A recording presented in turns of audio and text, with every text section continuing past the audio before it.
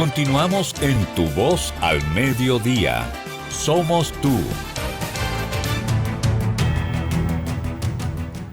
¿Necesitan los estados mecanismos de inteligencia? Clarísimo. ¿Cuál es la referencia que se ha tenido históricamente en la República Dominicana? Lo que se llamó el Servicio de Inteligencia Militar, el desafortunado SIN, sirvió como un instrumento de represión, de persecución, de hostigar a los adversarios de la dictadura. ¿Y por qué no decirlo? Toda la información de inteligencia respecto al sostenimiento del régimen por muchos años descansó en el Servicio de Inteligencia Militar. Hay que imaginarse históricamente qué pasaba en el país de 1930. Cómo Trujillo fue construyendo un Estado, imagen y semejanza de sus intereses, y él, en el caso específico, porque venía de la estructura militar, utilizó ese mecanismo en esa dirección, darle un carácter de persecución a la disidencia. A tal punto que existían dos instrumentos: el foro público, que era la fuente para desacreditar de manera pública a los desafectos, como se le llamaba, y el Servicio de Inteligencia Militar para hacer un levantamiento de aquellos focos de conflictos.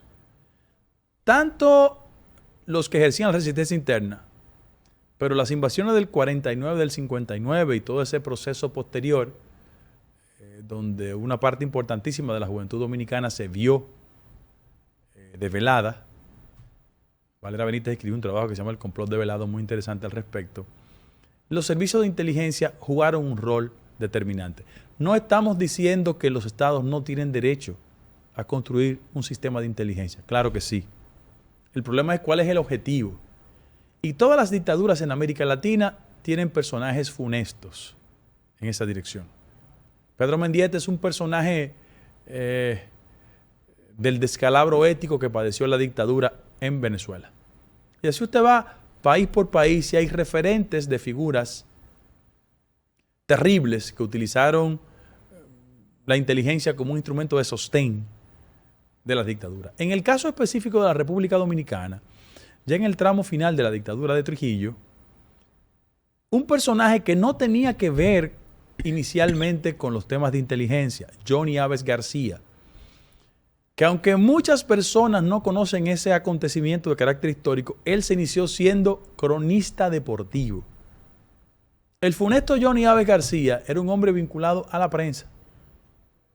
Y Trujillo lo envía a la legación dominicana en México y desde allá comienza a exhibir destrezas muy singulares en el ámbito de la investigación. Y en esa dirección, él juega un rol muy estelar ya en el tramo final de la dictadura. A tal punto de que quienes han escrito sobre la dictadura dicen que él jugó un rol determinante en todo el proceso de derrumbe de los parámetros medianamente institucionales que nadie presumía, pero que la dictadura lo simulaba. El conflicto histórico de él con Joaquín Balaguer, entre otros factores, así lo recoge la historia. ¿Quién era Johnny Aves García? El ente que servía no solo de sostén en materia de inteligencia de la dictadura, sino que jugó un rol en la persecución, en el asesinato, en la represión de muchos disidentes. Cuando concluye la dictadura, se cambia el concepto de servicio de inteligencia militar, en el interés de desmantelar todos los elementos propios de la dictadura, y se le pone Departamento Nacional de Investigaciones, DNI. Y si bien es cierto, no jugaba el rol de Johnny Aves García, el Departamento Nacional de Investigación asumió un rol propio de la Guerra Fría. Porque en el marco de la dictadura era la resistencia interna y el foco de gobiernos que no veían con buenos ojos a la dictadura de Trujillo. A posteriori, el Departamento Nacional de Investigación tiene tanta proximidad con el poder, a quien lo ejerce, que el edificio donde está en Palacio. Aunque en la estructura orgánica la gente podía presumir que debe depender de las Fuerzas Armadas, o que en un país civilizado, como hay una iniciativa de ley en el Congreso, debe promover la consolidación de todos los organismos de inteligencia, porque aquí todos los cuerpos castrenses tienen un ámbito de inteligencia. Inteligencia y contrainteligencia. Y contrainteligencia. Entonces, frente a eso, los departamentos de investigación siempre han sido anhelados. Porque si bien es cierto, Johnny Aves era un civil, su grado de influencia por la proximidad con Trujillo en la etapa final del régimen le hacía ver una persona todopoderosa. Ahora, salvo reconocidas excepciones, los departamentos nacionales de investigación en este país han estado en la proximidad de gente que viene de la experiencia militar o que cuando lo retiran lo colocan en el DNI. Las figuras más conocidas que han ejercido la condición de jefe del DNI es esencialmente Pared Pérez, que hizo el ejercicio de ministro de las Fuerzas Armadas y cuando salió fue al DNI. Él ha sido ministro de Fuerzas Armadas 2 veces y jefe del DNI 2 veces. Con el cambio de gobierno, el presidente, en su noción de reformar y reconstruir la noción de la política, colocó a un profesional del derecho frente al DNI. Y yo hago los paralelismos porque la gente en este país está muy atrapada y entrampada por la chismografía. Yo creo que en el país hay un déficit argumental. O sea, aquí todo el mundo va al terreno y a la jurisdicción chismográfica cuando no puede discutir de manera civilizada. Y hacen 500 lecturas al respecto. Yo quiero decir lo siguiente. Cuando se colocó en la jefatura del DNI, y eso yo nunca lo he hablado con el presidente ni lo he consultado, y si lo hubiese hablado no lo digo de manera pública, mi intuición, el sentido común me dice que el esfuerzo era en la dirección de hacer una instancia más cercana al ente de lo civil, más profesional, más propia del siglo XXI, y despojarla de esas manías, vicios, bellaquerías que siempre hicieron del DNI una especie de policía del pensamiento, donde se investigaba la vida sexual de los políticos, donde se escuchaban las conversaciones telefónicas familiares, donde los escuchas del DNI tenían hasta la capacidad de saber las conversaciones de los políticos o de los empresarios con sus hijos. Y llegaban al terreno de la indelicadeza de hasta construir perfiles de los políticos y de los empresarios, adversarios y competidores internos, hasta en el marco de la fidelidad matrimonial. Eso siempre fue una tarea perversa. Hay 2 referencias importantísimas que yo por decencia no voy a utilizar los nombres, pero aquí hubo un famoso jefe del empresariado dominicano que en un momento anduvo muy crítico con las reformas de Balaguer en la década de los 90. Y a ese ciudadano, que era ríspido, un hombre notable, honorable, decente, muy correcto, le tomaron una conversación con otra persona y eso provocó una llamada de en ese momento presidente de la República con la insinuación aviesa de que mire, ahí anda rodando esa conversación entre usted y fulano de tal, haciendo insinuaciones sobre su conducta sexual privada.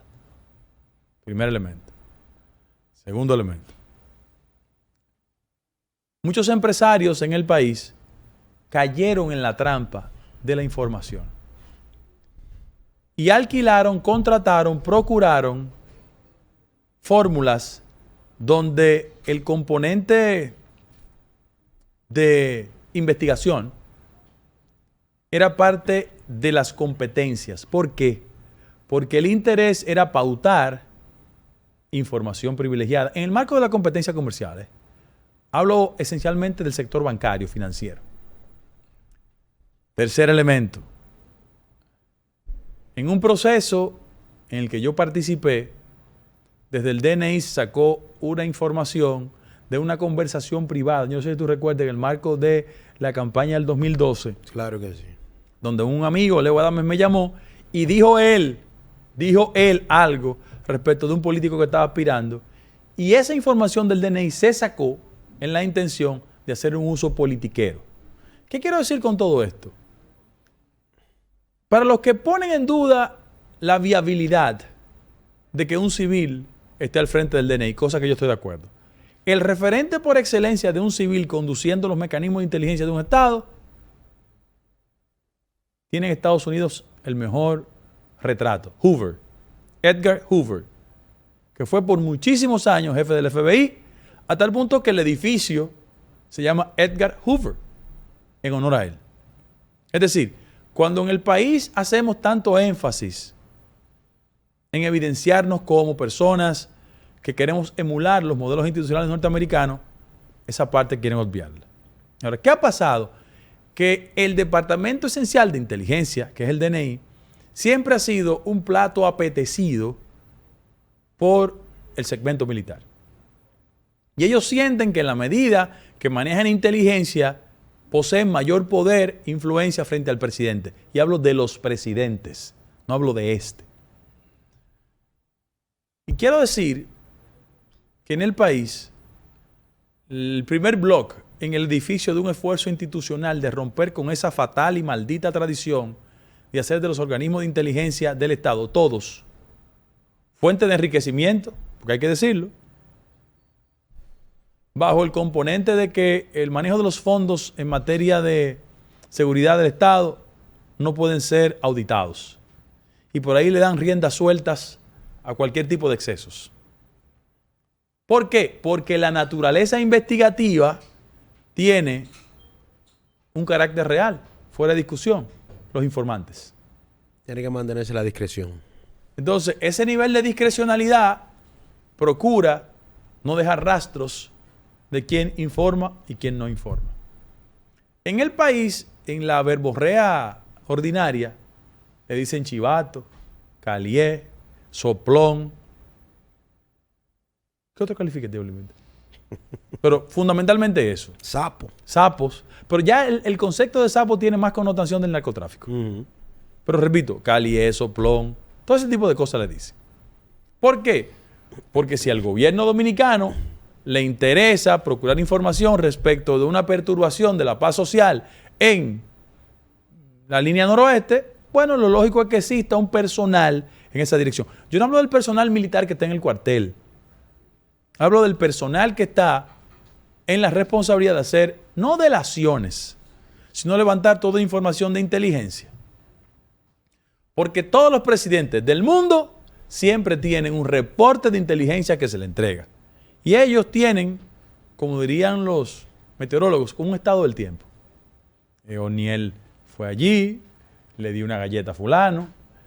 Hay un amigo, y ya lo puedo decir, porque es un amigo entrañable, Domingo Rojas Pereira.